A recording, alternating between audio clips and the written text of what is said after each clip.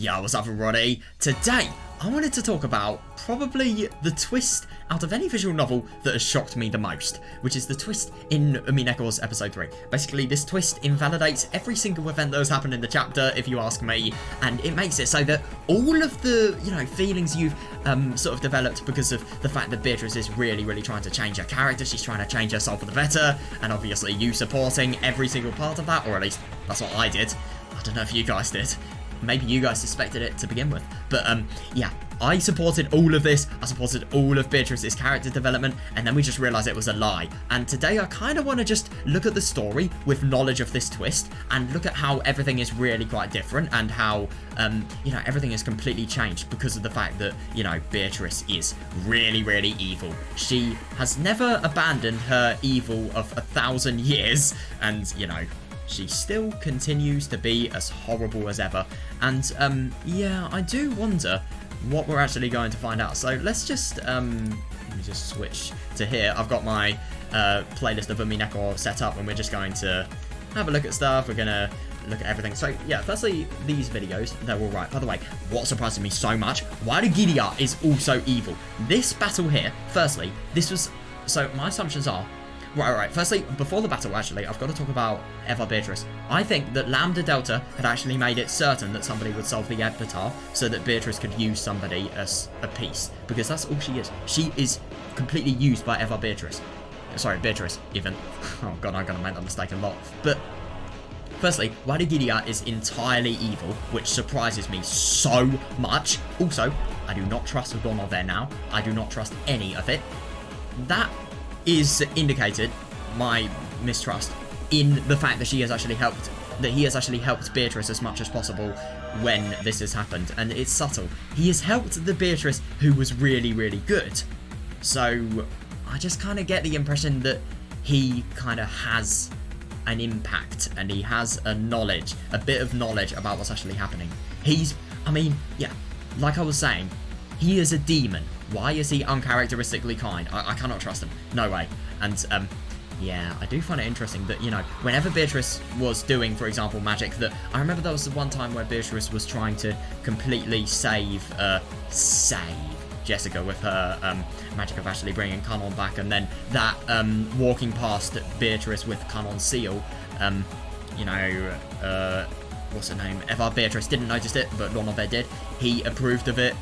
I mean, that obviously shows that he's helping out Beatrice, but yeah, that also shows, now that we've read the entirety of the story, he's helping out Beatrice not to save Jessica, but to actually continue on the game board, really. And, yeah, so that Beatrice, her plan isn't actually exposed before it's happened. Now, this is interesting. I feel this magic battle was all to get Battler to become stronger, because this magical battle had the effect of Battler completely doubting magic and, how he could deny it when he's just seen it right in front of him. So, obviously, Gidia then comes, and this lets Gidia obviously get to know Battler, and for her to place her trust in him. And then she actually comes to...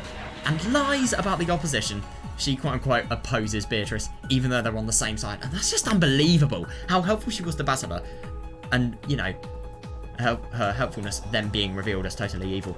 And, yeah, interesting about Eva Beatrice, really interesting, because of the fact that, even though Beatrice was on exactly the same side as Eva Beatrice, she was still, using her entirely. She was using her for everything that actually happened in this game. And she used a person of her own side so that Battler could believe that, she is just totally becoming a better witch. And she is actually developing for the good in society. But no, she's not going to break that 1,000-year cycle of total evil. She is still going to become the most horrible. And we can definitely see that in the end. Right, now's the parts that confuse me. So, this is fine. Oh yeah, Battler's confrontation. Yes, it's really interesting, all of the real fake fronts that Beatrice puts up. Such a fake personality, and I'm just so surprised how somebody can do it. But to be fair, you've lived for 1,000 years. You probably know the techniques of manipulation. And it's not just like you've lived no life for 1,000 years. No, you've been talking to people for 1,000 years, let's be honest. You've been in a constant social. So, yeah, of course. And, right, where's the first thing we should get into? Oh yeah, Chiesa Sisters, that was very interesting. Right. What was I going to go? Right here.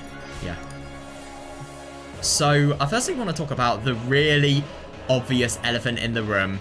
Yeah, you two. Yeah, and this is what firstly really surprises me. So obviously Beatrice didn't have any means of doing this whatsoever. She didn't have any means of wanting and any reason to be able to want to do this herself. But because of the fact that she had actually... Oh, by the way, I find it so surprising that, you know, she had literally given her entire power away as a Golden Witch, but she was so calculated that she knew this massive gamble would actually work out for her in the end. And also Lambda kind of, like, gave her the position of a witch back, so, yeah, that kind of helps. But, it's so interesting that all of this, all of her feelings to all of the feelings George actually gave, and all of the feelings that I thought of Beatrice just totally developing, they were all lies. I mean, if you really just reread this scene and realised that Beatrice was fake, I mean, it's just, I would be in disbelief if I realised that Beatrice was fake. I mean, she just seems so absurdly good-natured, and when FR Beatrice actually separated George and Shannon early, like, she was genuinely sad by the cruelty, or at least that's what I thought. Like, I always thought these were such genuine thoughts, and the fact that such genuine nature can be completely twisted, it really is surprising. And yeah, I do find it interesting now the FR Beatrice actually trying to defeat Beatrice and Wadigidia actually covering for her. Yeah, it is interesting because that does show that, you know, she really did exhaust herself of magic power. It shows just how much of a gamble she actually took for this.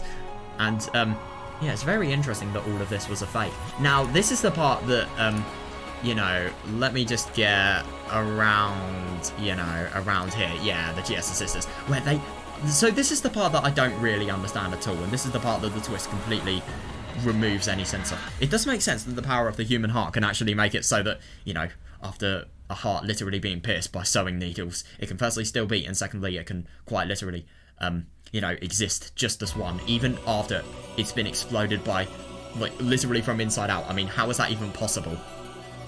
But firstly, why did that exist when Beatrice had no magical power whatsoever? And secondly, why did it exist, Beatrice has no magical power, and yet she can make it so that she's defied the laws of, death, which would only be possible with human power. Like, that convinced me that Beatrice was changing because she gave a result that could only be achieved by if she'd changed. There's got to be some sort of external factor that would influence the amount of magic she had. That leads me to believe that it could be some sort of demon, I don't know, some sort of summoning, or some sort of calculation that we don't know about that has happened before. Could be the significance of the numbers. I don't know. No, it can't be. I don't know, actually. But what I was saying, maybe it could be Lambda. But actually, I've kind of given myself a new theory by just saying the numbers. Because the numbers, I swear, they were made to create a small little golden land, I thought. So, which could actually lead George and Shannon into before their death. I mean, obviously that does contradict with everything we've just learned. Like, why would Beatrice have... Well, Beatrice would give a small little golden land so that they could be deluded with the fact that they're in peace, and then they can just have it cruelly taken away from them. So that does make sense to her motive. But the thing that I don't really understand is why Beatrice has actually, why she's actually had this power. But I think it's either Lambda or Wadigidia, somehow. I mean, those are the only people it can be, to be honest. But, and also, actually, really good point. It's got to be something really powerful. If even it surpasses the power of the Chiesta sisters, nothing can do that.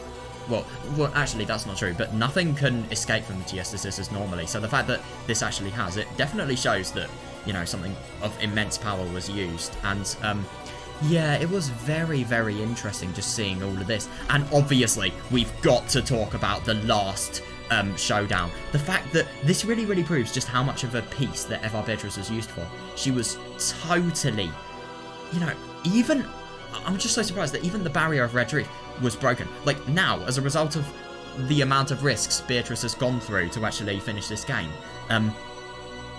she has made her witch title dependent on Lambda, because Lambda is the only reason she actually has a witch title still in play. It's so surprising. But, yeah, I'm just so surprised after seeing all of this and seeing how much Beatrice has fought for Battler.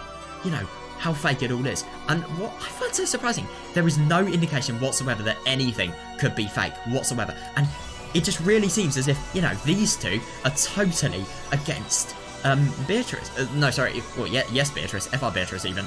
And I just find it so funny that, you know, what I love about this, Beatrice's deception, is the deception makes us clearly realise the extent of how bad FR Beatrice is. So even though the deception is false, what the deception proves is really, really true. And it's interesting, I wonder if now, you know, Beatrice won't have a choice. Sorry, Battler won't have a choice to actually be worthy of Beatrice's opponent. Like, he will have to play this game no matter what. Even if Beatrice is a cruel arsehole, you know, Battler has no choice. He has to play. That's what I'm assuming is going to happen in the next episode, and he's going to be bound by that. He is never going to be allowed to leave, and it's interesting that the Witch's Truth, I do wonder what that is. I don't think we know enough to answer that, i.e. I can't be bothered. But I genuinely don't think we don't know enough to answer it. It's very interesting, the Golden Land, and it really is surprising how, you know, the situation, it really tricked me as well, because of the fact that, you know, Beatrice have been so nice, and Donovet as well. Oh, you're poisonous. You are poisonous. I can just sense it. Yeah, say that in red. No objectivity at all. Yeah, but it's interesting that whenever the Golden Land appears, it always is the true colours are always revealed, and, you know, I thought that because of how different this game was compared to the other ones, how different Beatrice was, maybe the Golden Land also could have been different. Maybe there could have been nothing that could have that could go wrong. But no, that's not the case whatsoever, because of the fact that, you know, they obviously bait Battler into signing, and without Angie, he would have signed. He would have become the most useless piece of furniture ever. And, yeah, it should be coming up. Yeah, the difference. God, I will never, ever not be surprised by that. Genuinely. And, what a brilliant twist, man. It really, really was amazing. And, yeah, it's just so interesting, Angie, as well. I'm so excited to learn more about Angie. And, I do really wonder what's actually going to happen in the next episode. And how Angie is going to not only become Angie Beatrice, but how Angie Beatrice is going to defeat Beatrice herself. By the way, if Angie Beatrice is Angie Beatrice, what is Beatrice? Because you can't just tell me that Beatrice had no name before Beatrice. What is her, you know, previous name? I really do wonder. I hope we find out, because, well, I think we do find out. I swear I remember something. I don't know. Yeah, it's going to be very interesting. And, yeah, I really do wonder. There are a lot of questions. I didn't really want to come to any, like, definitive conclusion. I haven't really thought about much of what I've said, if I'm perfectly honest. But, yeah, I've just kind of wanted to discuss it and talk about everything here. And, you know, while talking about everything in this video, I've kind of came to a few more conclusions myself. And, yeah, the music is still playing. I thought it stopped. But, yeah, it's just very, very interesting. All of the stuff here, I mean, I loved it, and I really, really think that if this is where Umineko is heading, we are in for a great ride in Chapter 4. So, yeah, anyway, that's what I wanted to talk about. Really hope you guys enjoyed it, and, yeah, see you next time in Chapter 4.